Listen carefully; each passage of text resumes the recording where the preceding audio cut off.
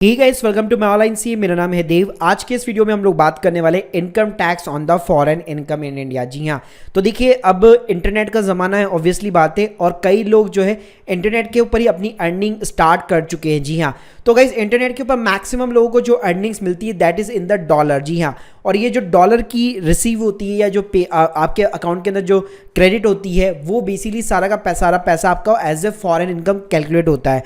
तो आज के इस वीडियो के अंदर मैं आपको बताने वाला हूँ कि आपकी जो फॉरेन की इनकम है उसके ऊपर टैक्स कैसे लगता है, क्या क्या चीज़ें आपको वहाँ पे ध्यान में रखनी है, और उसी के साथ में मैं आपको कुछ और अदर इंपॉर्टेंट पॉइंट जो है डिस्कस करने वाला हूँ। इस वीडियो को शुरू करने से बताना चाहूँगा, अगर आप लोग 1-to-1 टैक्स एक्सपर्ट के साथ में कंसल्टेंसी लेना चाहते हैं या अपनी इनकम टैक्स रिटर्न फाइल करवाना चाहते हैं बहुत ही कम कॉस्ट के ऊपर, तो लिंक जो है आपको डिस्क्रिप्शन बॉक्स में मिल जाएगी। सो गाइस, सबसे पहले हम लोग बात करते हैं कि जो फॉरेन इनकम है वो यहाँ पे किस किस पर्सन को रिसीव होती है। तो देखिए यहाँ पे मैं उन वाले फंडों के अंदर नहीं जाऊंगा जहाँ पे कई वीडियोस के अंदर ये बताते हैं कि ये रेसिडेंट पर्सन है, ये रेसिडेंट ऑर्डिनरी पर्सन है। देखिए सिंपल सी बात है, अगर आप इंडिया में मोर देन 120 डेज रह रहे हैं तो आप सिंपली अपने आप को एज ए रेसिडेंट पर्सन मान सकते हैं।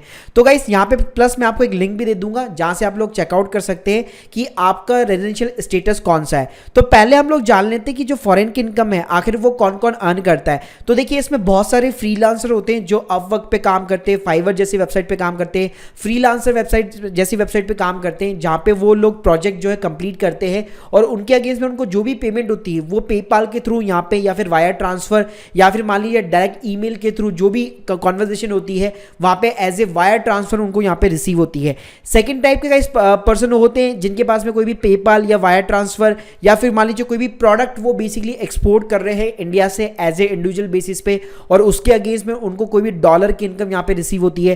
थर्ड टाइप के पर्सन हो गए यूट्यूबर, ब्लॉगर्स हो गए जिनको गूगल एड रेवेन्यू यहाँ पे मिलता है, वो भी बाहर से मिलता है, आउटसाइड इंडिया मिलता है, तो वो भी फॉरेन इनकम के अंदर यहाँ पे काउंट होता है। इसके अलावा guys e commerce drop shippers हो गए जो इंडिया में बैठे बैठे चाइना से या फिर यूएस में एक्सपोर्ट करते इंपोर्ट करते हैं, तो उनको भी जो डॉलर के अंदर पेमेंट वगैरह रिसीव होती है वो बेसिकली फॉरेन इनकम का पार्ट होता है। इसके अलावा कई सारे इंडिया के अंदर ऐसे पर्सन है जो बाहर की कंपनी से जो है फुल पे रोल के ऊपर हायर कर लिए जाते हैं, मतलब बेसिकली बंदा इंडिया में बैठा हुआ है, कंपनी बाहर की है और फुल टाइम वो उसके लिए वर्कआउट कर रहा है फिक्स सैलरी के ऊपर, और उसको जो सैलरी है वो आईएनआर के अंदर मिलती है लेकिन वो बेचते डॉलर के अंदर है। तो गाइस वो वाली इनकम भी यहाँ पे एज ए फॉरेन इनकम जो है काउंट होती है।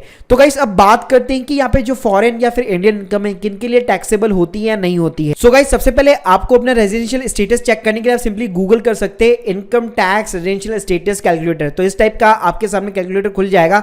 यहाँ पे कुछ नहीं करना, आपको असेसमेंट ईयर यहाँ पे चूज करना है। यहाँ पे 3 ऑप्शन है, इंडियन सिटीजन चूज कर दीजिए। यहाँ पे लिखा होता है please tick if you are a person of the Indian origin, यहाँ पे आपको टिक करना है।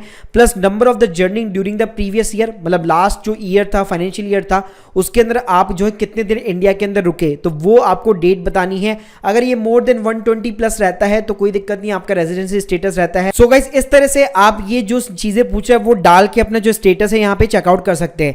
तो गाइस अगर मैं बात करूं, अगर आप एक रेसिडेंट इंडियन पर्सन है बेसिकली तो आपकी इंडियन इनकम यहाँ पे टैक्सेबल होगी, साथ में आपकी जो फॉरेन की इनकम है वो भी यहाँ पे टैक्सेबल होगी इंडिया के अंदर ही।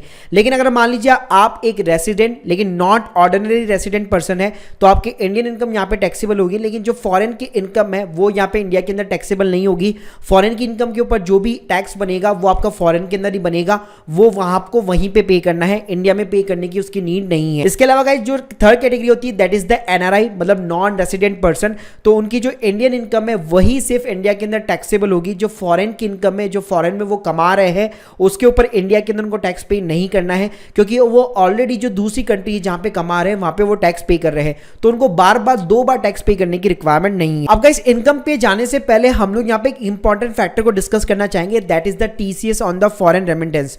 तो देखिए गाइस क्या होता है, कई बार आप लोग जब फ्रीलांसर वर्क कर रहे होते हैं तब बेसिकली आपको डॉलर्स के अंदर पेमेंट भी करनी पड़ती है। तो गाइस इस स्कीम के अंदर अगर आप मान लीजिए मोर देन 7 लाख रुपीज पूरे साल भर के अंदर पूरे फाइनेंशियल के अंदर अपने इंडियन बैंक अकाउंट से एज ए डॉलर किसी को भी फॉरेन के अंदर अगर आप सेंड आउट करते हैं तो बैंक जो है आपका यहाँ पे 5% टीडीएस डिडक्ट कर लेता है, और वो जो टीसीएस है वो आपके पैन कार्ड के अगेंस्ट में जो है गवर्नमेंट को जमा करा दिया जाता है। अब गाइस कई लोगों को नहीं पता ये जो टीसीएस है ये रिफंडेबल होता है, आप इसको इजीली एज ए टीडीएस जो है बेसिकली रिफंड क्लेम बैक कर सकते हैं, लेकिन उसको इसके लिए आपको अपनी आईटीआर वगैरह फिलअप करवानी पड़ेगी। तो इस पे अधिक जानकारी के लिए आप हमसे यहाँ पे कांटेक्ट कर सकते हैं। सो गाइस ये तो बात हो गई हमारे टीसीएस की जो भी हम लोग पेमेंट्स करते हैं। अब बात करते हैं हैं यहाँ पे फॉरेन इनकम के ऊपर टैक्स की रेट क्या लगती है।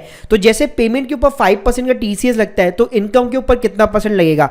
तो गाइस इनकम के ऊपर कोई भी फिक्स परसेंटेज नहीं है, जैसे आपके इंडिया की स्लैब रेट बनी हुई है वही स्लैब रेट यहाँ पे सभी के लिए एप्लीकेबल है। मतलब अगर आपकी फॉरेन की इनकम भी है तो उसको भी इंडिया की जो स्लैब रेट होगी उसी के अकॉर्डिंग यहाँ पे कैलकुलेट किया जाएगा। और गाइस इसके लिए आपको या तो ITR 4 को फाइल करना पड़ेगा अगर आप एज ए फ्रीलांसर है, अगर आप एक सैलरी बेस्ड पर्सन है तो आपको ITR 1 फाइल करना पड़ेगा, अगर आप एक एज ए बिजनेस चला रहे हैं तो आपको ITR 3 फाइल करना पड़ सकता है। अब गाइस ये ITR आपको कैसे फाइल करना है इसके ऊपर मैं कई सारे वीडियोस बना चुका हूं, इन सभी के लिंक भी जो आपको डिस्क्रिप्शन बॉक्स में दे दूंगा, तो जहां पे जाके आप चेकआउट कर सकते हैं कि आप जो भी कैटेगरी के अंदर है ITR 1, 2, 3, 4 उसके अकॉर्डिंग आप यहाँ पे फाइल कर सकते हैं।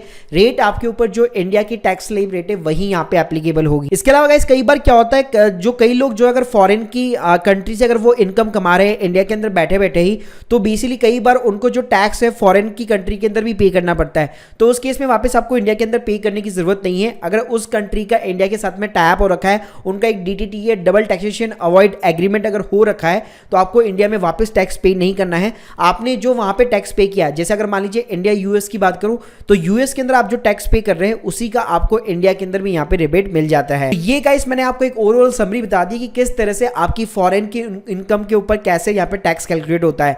So guys hope you like this video, please subscribe channel. अगर आप लोगों के कोई भी डाउट्स है कमेंट सेक्शन के अंदर जरूर बताइए। Thank you guys, thank you very much.